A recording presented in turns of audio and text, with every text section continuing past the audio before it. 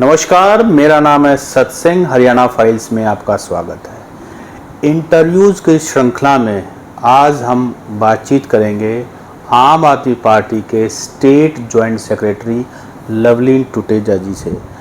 दोस्तों, अभी तक हरियाणा में अगर हम बातचीत करते हैं राजनीति की, तो कांग्रेस और बीजेपी इनके नेताओं के इंटरव्यू भी किए हैं और सबसे ज़्यादा कवरेज इन्हीं बातों को लेकर के इन्हीं नेताओं की होती है।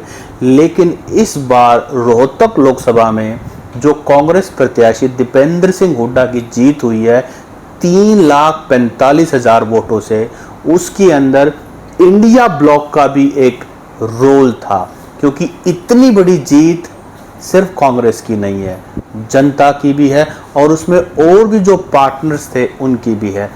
इसी बारे में और इनसे जुड़े हुए बहुत सारे और सवालों के बारे में टुटेजा साहब से बात करेंगे। लवलीन भाई, आपका बहुत बहुत स्वागत है। नमस्कार, आपका भी स्वागत है। सबसे पहले सबसे ज़रूरी सवाल, दीपेंद्र सिंह हुड्डा 3,45,000 वोट से जीते। मुझे वो याद है कि जब चुनाव से पहले जब घोषणा हुई मॉडल कोड ऑफ कंडक्ट की, कांग्रेस ने रोहतक की सीट जीतने के लिए उनको ये लगता था कुछ हो जाए, रोहतक की सीट निकाल दें तो भी हम आने वाले विधानसभा में मोमेंटम बना लेंगे। फिर धीरे धीरे वो आगे बढ़े। फिर जब अरविंद शर्मा की टिकट अनाउंस हुई तो एक बार फिर थोड़ा सा, क्योंकि मजबूत कैंडिडेट थे, 2019 में दीपेंद्र सिंह हुड्डा को हरा चुके थे और फिर रिजल्ट आया 3,45,000। मतलब कई बार ना भावनाओं में सब कुछ बह जाता है। आप लोग इंडिया अलायंस के रूप में आम आदमी पार्टी भी जुड़ी, आप लोगों का क्या कंट्रीब्यूशन था, पहले आप खुद बताइए, फिर मैं जुड़े हुए सवाल पूछूंगा। देखिए, पूरे देश में भारतीय जनता पार्टी और मोदी सरकार की नीतियों के खिलाफ माहौल था। जिस तरह की तानाशाही, जिस तरह की बर्बरता, जिस तरह का सिस्टम भारतीय जनता पार्टी और मोदी सरकार ने देश के बीच डेवलप किया, उसके कारण से जनता को लग रहा था कि अगर मोदी जी इसी तरह देश के अंदर तानाशाही करते रहे, इसी तरह मोदी के सांसद संविधान को खत्म करने की बात करते रहे, इसी तरह राजनीतिक सामाजिक कार्यकर्ताओं के ऊपर बिना कुछ किए उनको जेलों में डाला गया, तो इस देश का जो संघीय ढांचा है, फेडरल स्ट्रक्चर, वो खत्म हो जाएगा। पूरे देश के अंदर रोष था और उस रोष के तहत पूरा इंडिया अलायंस, इंडिया ब्लॉक बना। 26 पार्टियां जुड़ी, उसमें से एक आम आदमी पार्टी भी थी। हरियाणा के अंदर कांग्रेस बड़ी पार्टी के रूप में थे और पिछले स्थानीय निकाय चुनाव में हमने भी 14-15% वोट लिए थे। जब इंडिया ब्लॉक ने हरियाणा में हमारे प्रदेश अध्यक्ष जी को कुरुक्षेत्र से टिकट दिया, तो हमारी पार्टी के डायरेक्शन थे कि 10 की 10 लोकसभा सीटों पर पार्टी कांग्रेस के साथ मिलकर चुनाव लड़ेगी और ईमानदारी से गठबंधन धर्म निभाएंगे। मुझे याद है जिस दिन पहले दिन रोहतक लोकसभा का कार्यक्रम आम आदमी पार्टी और इंडिया ब्लॉक का हुआ, तब हमने चौधरी दीपेंद्र हुड्डा जी के सामने उन्हें मंच से वादा किया था कि आप कुरुक्षेत्र में गठबंधन धर्म निभाइए और हम ईमानदारी से रोहतक लोकसभा में गठबंधन धर्म निभाएंगे और 9 की 9 आपको लोकसभा सीटें जिताएंगे।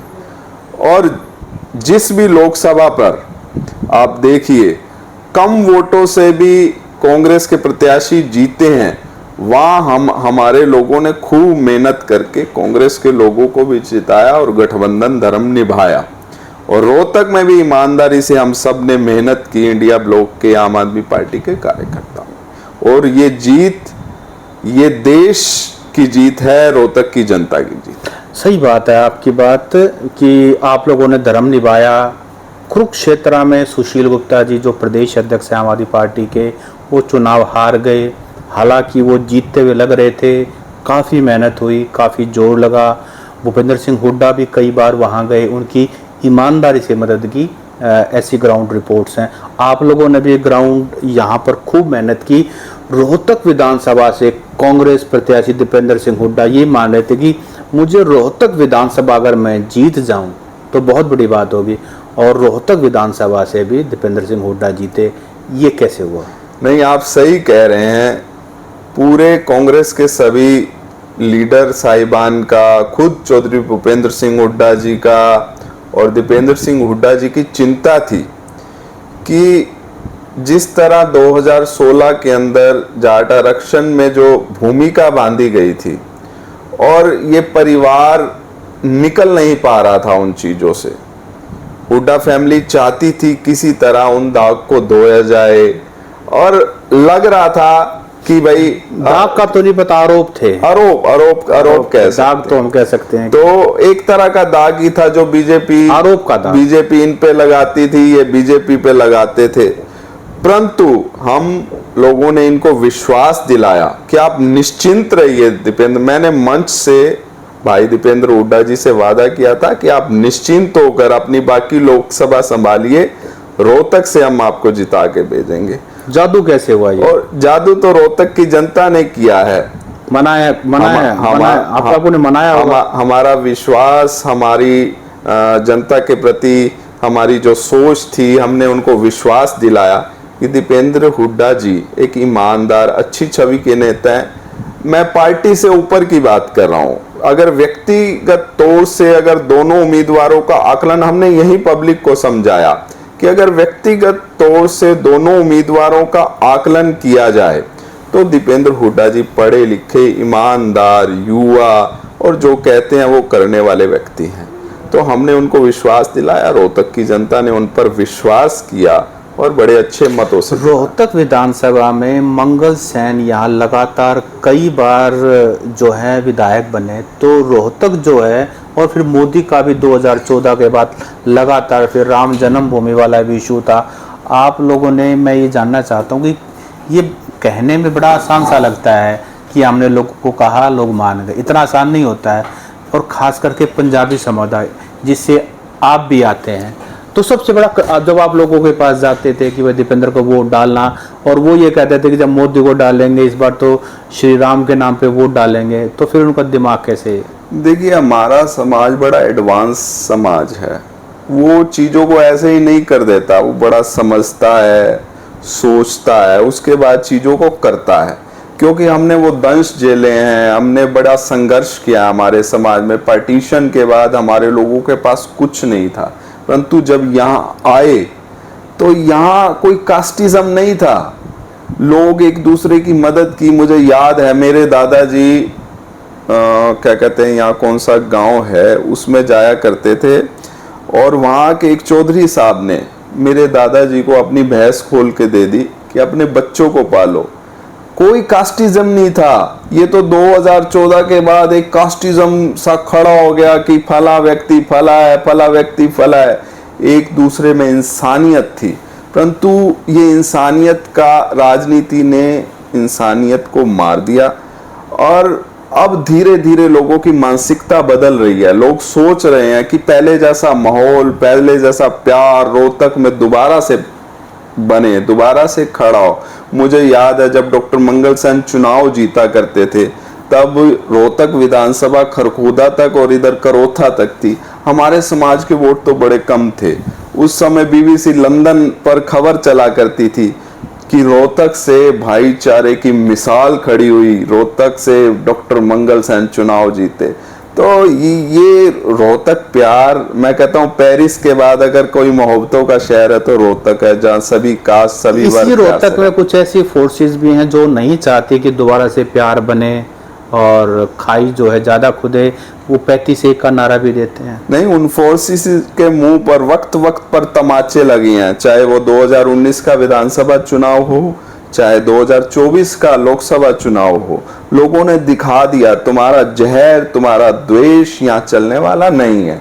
हम सब लोग भाई हैं, मिलके रहने वाले हैं। और मैंने तो बड़ा प्रयास किया, मैंने साइकिल यात्रा निकाली, हवन यज्ञ किए, भाईचारे के लिए बहुत कुछ किया। अब रोहतक की जनता सोचती है कि हम सब मिलके रहते हैं, किसी के खून पर नहीं लिखा कि वो फला जाति से या फला धर्म से। हम सब लोगों को मिलके काम करना है अपने रोहतक के। लवलीन भाई, इतना कुछ करने के बाद जैसे ही लोकसभा चुनाव का परिणाम आता है, कुछ दिनों बाद स्टेटमेंट आती है कि अब हमारा गठबंधन नहीं है, मतलब कुछ इस तरह से कि मतलब पूरा हुआ, अब आप अपने घर, हम अपने घर।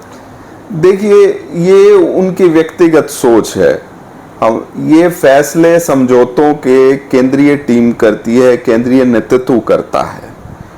अब वो किस प्रकार की बात करते हैं, हमारे बड़े आदरणीय नेता हैं, मैं उनको मानता भी हूँ। चौधरी भूपेंद्र सिंह हुड्डा जी ने ये स्टेटमेंट दिया और मुझे निराशा भी हुई कि जिन लोगों ने आपका इतना साथ दिया, जिन्होंने निभाया उस गठबंधन धर्म को, आप को इस तरह का एकदम नहीं कहना चाहिए था। दीपेंद्र ने आपको थैंक यू किया, आप लोगों को, आम आदमी पार्टी को, कि आप लोगों ने मेरी मदद की। देखिए, वो थैंक यू करें ना करें, यानी कि नहीं किया।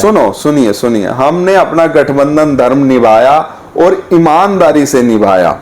ये रोहतक की जनता जानती है। पूरी लोकसभा के अंदर जहां जहां हमारे कार्यकर्ता थे, जिस जिस गांव में, जिस जिस बूथ पर, कितने तो बूथों पर स्वयं मैंने, आम आदमी पार्टी के जहां कांग्रेस के कार्यकर्ता नहीं थे, वहां आम आदमी पार्टी के कार्यकर्ता बिठाए गए। आम आदमी पार्टी या इंडिया गठबंधन नहीं होता रोहतक लोकसभा में तो जीत तो होनी थी दीपेंद्र की, क्योंकि मार्जिन बहुत बड़ा है।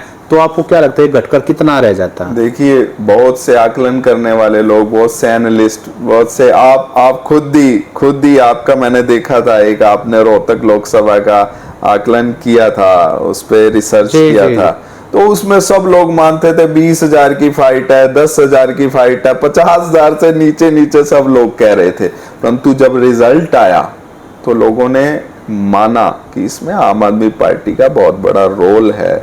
आम आदमी पार्टी के कार्यकर्ताओं ने, अरविंद केजरीवाल जी की गिरफ्तारी ने, जो जिस तरह की गैर कानूनी गिरफ्तारी हुई, एक सेंटीमेंट बना, उसके खिलाफ लोगों ने एक मैंडेट दिया, जो मैंडेट पब्लिक के पक्ष का है। लवली भाई, आप रोहतक में रहते हैं और रोहतक में, झज्जर में, सोनीपत में तो हुड्डा हो रखी है। अब विधानसभा चुनाव भी आने वाला है। अब जिनकी आपने वोट मांगी उनके खिलाफ भी चुनाव लड़ना पड़ेगा, क्योंकि पार्टी अलग है, मुद्दे अलग हैं, प्रायोरिटीज अलग है, विजन अलग है, नेता अलग हैं। तो ऐसे में आपको क्या लगता है, आम आदमी पार्टी के लिए हरियाणा में कोई स्पेस है? क्योंकि केजरीवाल साहब जेल में हैं, काडर जो है आम आदमी पार्टी का डिमोरलाइज्ड है, और ऐसे में आपको क्या लगता है कि आम आदमी पार्टी कुछ कर पाएगी? देखिए, हमारा बड़ा क्लियर सा फंड है आम आदमी पार्टी का। हमारी पार्टी का लक्ष्य केवल सत्ता हासिल करना नहीं है, ये पहले दिन से था। और ये जो अलायंस हुआ, इंडिया ब्लॉक बना, उसका भी लक्ष्य केवल देश को बचाने के लिए था, संविधान को बचाने के लिए था। समझौता भी इसीलिए हुआ और इंडिया ब्लॉक का हिस्सा आम आदमी पार्टी तभी बनी थी जी। और रही हरियाणा की राजनीति की बात, हमारा लक्ष्य, हमारा फंडा बड़ा क्लियर है। जो वादे हमने पब्लिक के साथ दिल्ली में किए, उनको पूरा किया। जो वादे हमने पंजाब में पब्लिक के साथ किए, पंजाब की जनता ने सरकार बनाई, धीरे धीरे वो सब वादे आम जनता के पूरे किए जा रहे हैं।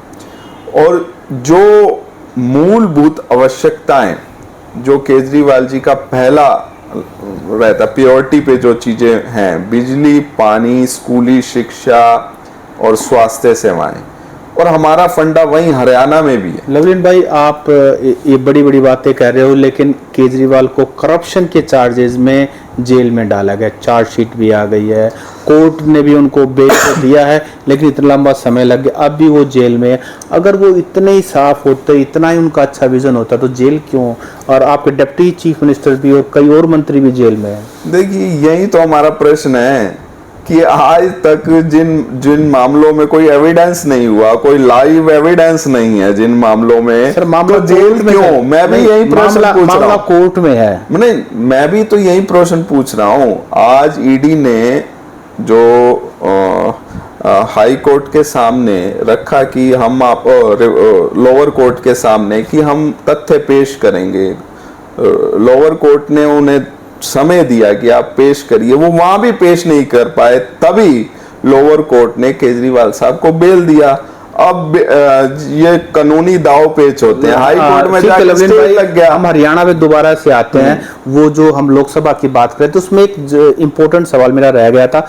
जबकि आपने कहा कि हमने ईमानदारी से जो है कांग्रेस की मदद की, लेकिन अनुराग ढांडा जो वाइस प्रेसिडेंट आपकी पार्टी, उन्होंने इल्ज़ाम लगाया कि कांग्रेस ने कुरुक्षेत्र में अगर हमारी मदद की होती तो हमारा प्रत्याशी सुशील गुप्ता जीत जाता। आप इसको सही मानते हैं? देखिए, इसमें पहले हमारे प्रदेश अध्यक्ष सुशील गुप्ता जी इस चीज़ को क्लियर कर चुके हैं कि उनका कोई व्यक्तिगत बयान है, इससे आम आदमी पार्टी का कोई लेना देना नहीं, और मैं उनकी इस बात से सहमत हूँ। क्योंकि देखिए, चौधरी भूपेंद्र सिंह हुड्डा भी वहाँ गए, कई बारी कुछ चीज़ें ऐसी हो जाती हैं कि आदमी के बस से बाहर होती हैं। अब शहरी विधानसभा पे, चाहे वो कैथल थी चाहे कुरुक्षेत्र में, हमें कम समर्थन प्राप्त हुआ, इसके कारण से वहाँ। अच्छा, ये बताइए कि आप आज आम आदमी पार्टी में हैं, लेकिन आप पौधे हो आरएसएस के, शाखा आपने लगाई है, बीजेपी लंबे समय तक रही। मुझे याद है जब बीजेपी जो है विपक्ष में थी तो आप उस मीडिया को संभालते थे, हम लोगों से बातचीत वगैरह करते थे, लेकिन जैसे ही सत्ता में आई, मनीष ग्रोवर विधायक बने, उसके बाद मंत्री बने, आप पार्टी छोड़ करके इधर आ गए हैं। देखिए, मैं तो ये मानता हूँ कि अगर व्यक्ति कोई राजनीतिक सामाजिक क्षेत्र में आता है तो जनता के लिए आता है। अगर जनता के लिए काम करने की बजाय वो किसी पार्टी या स्वयं के लिए काम करने लगे तो कहीं ना कहीं व्यक्ति का वहाँ से मोह भंग होता है। जब बीजेपी शासन सत्ता में आई, आज 9.5 साल बाद अगर भारतीय जनता पार्टी को मुख्यमंत्री बदलने पर मजबूर होना पड़ा तो ये प्रत्यक्ष को प्रमाण की जरूरत नहीं। आप आरएसएस से, मेरा सवाल वो था। हाँ, मैं उसका जवाब दे रहा हूँ। तो कहीं ना कहीं भारतीय जनता पार्टी की विचारधारा और हरियाणा की पब्लिक की अपेक्षाएं वो कहीं ना कहीं आपस में कोऑर्डिनेट नहीं हो पाई। हरियाणा की जनता की अपेक्षाओं पर पार्टी खरा नहीं उतर पाई। ये चीज मैंने पहले ही भाप ली थी कि ये सब लोग जो जनता जिनको चुनकर भेजा है भारतीय जनता पार्टी के नेताओं को, वो पब्लिक की अपेक्षाओं पर पूरा नहीं खरा नहीं उतर पाए, इसीलिए मेरा वहां से मोह भंग हुआ। उस समय माननीय केजरीवाल जी जनता के लिए अच्छा काम कर रहे थे और मेरी ललक, मेरा जुनून भी यही है कि मैं जनता के लिए अच्छा काम करूं, जनता को डिलीवर करूं, क्योंकि हम लोग इसीलिए सामाजिक क्षेत्र में आए हैं। तो इसीलिए मैंने आप कहां से टिकट की, विधानसभा चुनाव में टिकट की दौड़ में? मेरी कोई टिकट की दौड़ नहीं है, राजनीतिक आदमी हो, टिकट की दौड़ नहीं है। सुनो, मेरी दौड़ है जनता के लिए कैसे अच्छा काम किया जाए जी। पार्टी जो आदेश करेगी। लेकिन मेरे क्षेत्र की जनता मेरा तो आप रोहतक से जुड़े हो, रोहतक विधानसभा से आप इंटरेस्टेड हो, अगर पार्टी आपको आशीर्वाद, पार्टी मुझे जो कहेगी, जो मेरे जिम्मेवारी लगाएगी, मेरे क्षेत्र की जनता, मेरे कार्यकर्ता जो मेरी जिम्मेदारी लगाएंगे, मैं 24 घंटे खड़ा हूँ। आप पंजाबी समाज से आते हैं और जैसे आपने कहा कि आप लोगों ने खूब मदद की कांग्रेस की, जिसका परिणाम सबके सामने है।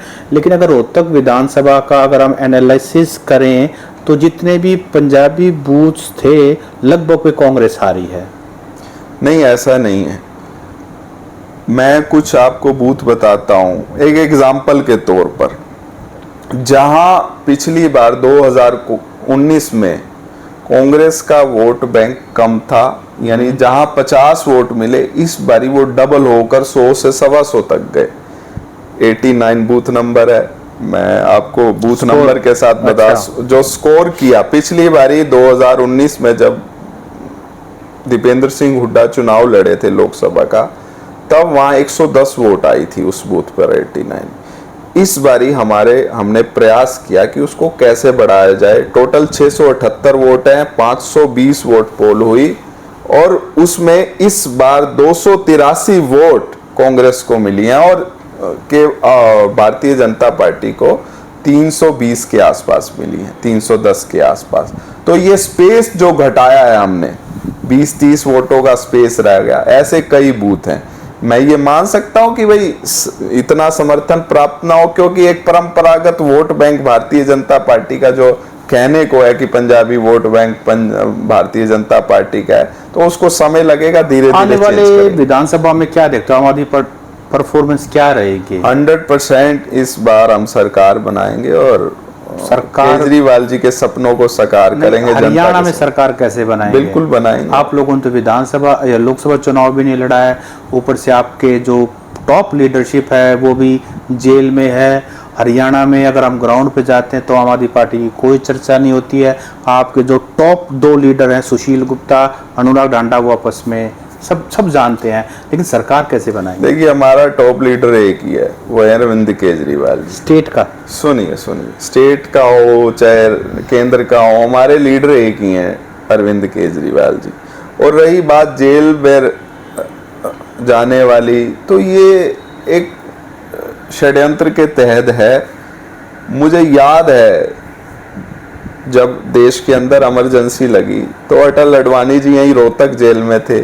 उसके बाद ये समय और परिस्थितियों की, मैं 2024 के विधानसभा चुनाव की बात कर रहा हूँ। हाँ, निश्चित तौर पर लेकिन सरकार, आप ये कह सकते हैं कि हम कुछ सीटें जीत लेंगे, लेकिन सरकार बनाने के लिए 46 का फिगर चाहिए। देखिए, कुछ सीटें जीतेंगे जब आप जैसा एक विद्वान पत्रकार कह रहा है कि कुछ सीटें जीतेंगे। नहीं, मैंने कहा कि आप ऐसा दावा कर सकते हैं कुछ सीटें जीतेंगे, लेकिन सरकार बनाने के लिए 46 नंबर चाहिए। आज तो शायद 46 का तो इतने लीडर ही नहीं आम आदमी पार्टी में। देखिए, जहाँ जन समर्थन की बात आती है, ये काम जनता को करना है, आशीर्वाद जनता को देना है, सरकारें बनाना जनता का काम है। हमारा काम है ईमानदारी से जनता के बीच अपने एजेंडों को ले जाना, अपनी बात को रखना। अब आशीर्वाद देना जनता का काम है। और मुझे लगता है जिस तरह गुजरात में, पंजाब में, हरियाणा में आम आदमी पार्टी को आशीर्वाद मिला है, अगर इतना आशीर्वाद ना मिलना होता तो कांग्रेस की इतनी बड़ी जीत नहीं मिलती। हमें 5,13,000 वोट अपने पंजाब की बातचीत की। पंजाब में आपकी पार्टी की सरकार है और सिर्फ 3 लोकसभा सीट आप जीते। देखिए, वो वोट प्रतिशत जो बटा है उसके कारण से कुछ सीटों पे हम बड़े कम मार्जिन से हारे। आपने अपनी टॉप लीडरशिप की बातचीत की, दिल्ली में तो 0 स्कोर है। देखिए, कुछ परिस्थितियां और मोदी जी का जो एक मोदी सरकार का जो प्रेशर क्रिएट किया उन्होंने, जिस तरह के षड्यंत्र रचे, उससे कोई हमें नुकसान हुआ है। निश्चित तौर पर आने वाले समय में पूरा कर देंगे। अच्छा, विधानसभा चुनाव की बात करें तो बीजेपी का ग्राफ नीचे गया है, लोकसभा में भी नीचे गया है। और आरएसएस से आप आते हैं, आरएसएस को जानते हैं, समझते हैं। बहुत सारे आरएसएस के नेता भी खुश नहीं है बीजेपी से। आपके पास कुछ इंटरनल रिपोर्ट जरूर होंगे इस बारे में। देखिए, मैं आरएसएस का स्वयंसेवक रहा हूँ, प्रथम वर्ष शिक्षित भी हूँ, और मुझे ध्यान है जिस तरह का संस्कार आरएसएस देती है, तो बड़ा अच्छा संस्कार है। मैं कोई इसलिए विरोध नहीं कर रहा कि मेरी पार्टी दूसरी है कि मुझे विरोध ही करना है। कई चीज़ों में उन्होंने एक देश के अंदर एक अच्छा मैसेज दिया है। और रही बात आरएसएस की, तो इस बार आरएसएस चुनाव में नहीं लगा, क्योंकि हमारी भी मित्रता है कई आरएसएस के बड़े विद्वान लोगों से।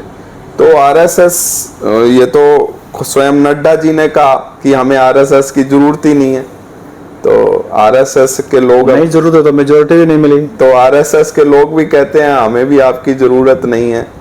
तो अब आरएसएस के ऊपर वाले स्वरूप में भी बदलाव हुआ है। कुछ बड़े नेता आम आदमी पार्टी छोड़कर कांग्रेस में चले गए। चित्रा सरवारा है, उनके पिताजी निर्मल हैं, और ऊपर से अशोक तंवर हैं। आप भी कहीं प्लानिंग कर रहे हैं?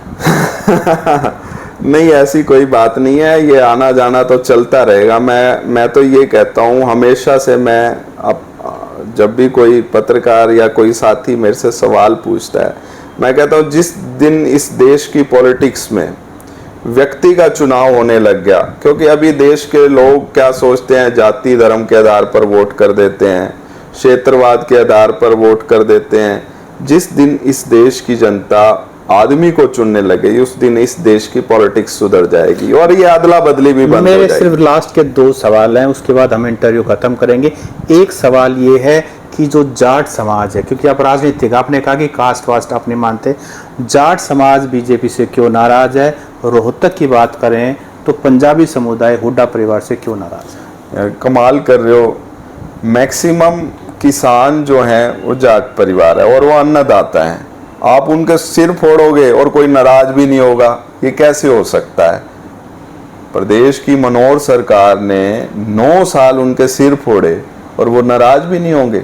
नाराजगी तो जायज है। झूठे केस लगवाए उन पर तो नाराजगी तो जायज है। और दूसरा सवाल आपका क्या था? जी, मेरा दूसरा सवाल था कि हुड्डा परिवार से पंजाबी समुदाय, रोहतक का पंजाबी समुदाय, हालांकि इस बार काफी साथ दिया है, अच्छा स्कोर आया है, लेकिन फिर भी नाराजगी।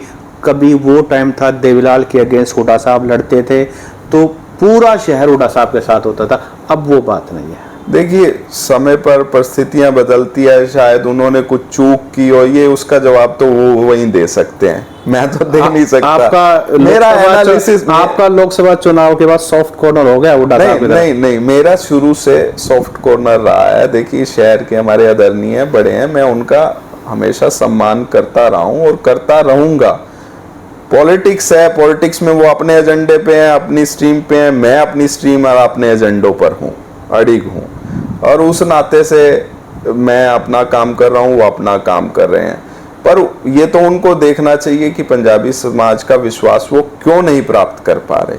कोई उनसे चूक हुई है तो उनको सुधार करना चाहिए। अच्छा लवलीन भाई, अपनी कॉफ़ी अपने हाथ में आ गई है। मैं ये और जाते जाते एक सवाल ये भी जानना चाहता हूँ कि मनोहर लाल खट्टर जी को 9.5 साल के बाद एकदम से अब्रप्टली हटा दिया जाता है, इसका इम्पैक्ट पंजाबी समाज में, खास करके इस एरिया में जिन्होंने एक बीजेपी को काफ़ी मदद की, तो क्या रिएक्शन आप देखते हो? देखिए, ना कोई मनोहर लाल जी का पहले कोई पंजाबी समाज पे इफेक्ट था, ना हटने के बाद आया। पंजाबी समाज बड़ा यानी वो कह सकते हैं ना, आकलन करके, चीज़ों का एनालिसिस करके अपना काम करता है। वैसे भी मनोहर लाल जी ने कोई 9.5 साल रहते हुए समाज को बड़ी सी अपेक्षाएं थी, उन्होंने कुछ ऐसा समाज के लिए वो कर नहीं पाए, क्योंकि लगभग 75 साल आज़ादी के हो गए। डिवीज़न के बाद हमारा पहला मुख्यमंत्री हमारे समाज का बना था, तो लोगों को काफ़ी सारी अपेक्षाएं थी। वो एज ए समाज के मुखिया के नाते भी फेलियर रहे हैं और एज ए सीएम भी फेलियर रहे हैं। ये पहली बार सत सिंह जी, मैं हैरान हूँ कि पहले सुनते थे बच्चा क्लास में पढ़ता है और वो बड़े अच्छे अंक लाता है, उसको प्रमोट भी कर दिया जाता है और उसका वजीफा भी लगा दिया जाता है, स्कॉलरशिप भी मिलता है। ये पहली बार हुआ कि किसी फेल स्टूडेंट को प्रमोट भी कर दिया गया और उसके बाद उसका वजीफा भी लगा दिया गया। समाज ना कभी मनोहर लाल जी की तरफ देख रहा था, ना कभी देखेगा। समाज आकलन करता है और लड़ने वाले लोगों को, जैसे डॉक्टर मंगल सैन जी ने एक स्थान बनाया समाज के अंदर, आज भी उनके जाने के 32 साल बाद भी उनको याद करता है, उनकी दिखाए रास्तों पर चल। आपने मनोहर लाल जी का नाम लिया। मनोहर लाल जी तो आपके पुराने दोस्त हैं, मैंने सुना है आप दोनों ने खेती भी साथ की है। हाँ, निश्चित रूप से। हमने क्लोन सफ़ेदे का एक प्रोजेक्ट था जो 22 एकड़ में बनियानी में हमने मिलके किया था और हम मिलते रहते थे, बातें करते रहते थे, पर सौभाग्य से या दुर्भाग्य से कहें वो मुख्यमंत्री बन गए। आपको याद नहीं किया बनने के बाद? नहीं, ऐसी कोई याद किया ना, 7 बारी हाउस अरेस्ट कराया, याद तो करते ही थे। अच्छा, मतलब पुराने दोस्त को सिर्फ बोले ही नहीं है, सजा भी दी है। सजा भी दी है। तो आप लोगों सजा में मजा है। नहीं, कहीं ऐसा तो नहीं खेती में कोई आप लोगों का किसी बंटवारे पर, किसी और चीज पर उस समय कोई दुखती भी नस आपने दबा दी हो, उसका बदला बाद में लिया? ऐसा कुछ नहीं। मेरे लिए वो एक सामाजिक तौर पे बड़े हैं और मैं उनका हमेशा सम्मान करता रहा हूँ, करता रहूँगा। और वैसे व्यक्तिगत राजनीतिक मेरे जो उनसे सवाल थे, 9 सवाल, वो ना तो उनका कभी जवाब दे पाए, ना उन्होंने जहमत उठाई मुझे बुलाने की, मेरे से बात करने की। और मेरे तो पब्लिक के सवाल थे, पब्लिक के लिए मैं उनके पास जाना चाहता था, चाहे मेरी पार्टी दूसरी हो, पर ना तो उन्होंने कोई समाज का ख्याल रखा, ना उन्होंने जनता के सवालों का कोई उत्तर दिया। लवलीन भाई, आपने हमसे बातचीत की, डिटेल में बातचीत की, हर बात का तसल्ली से जवाब दिया, आपका बहुत बहुत धन्यवाद।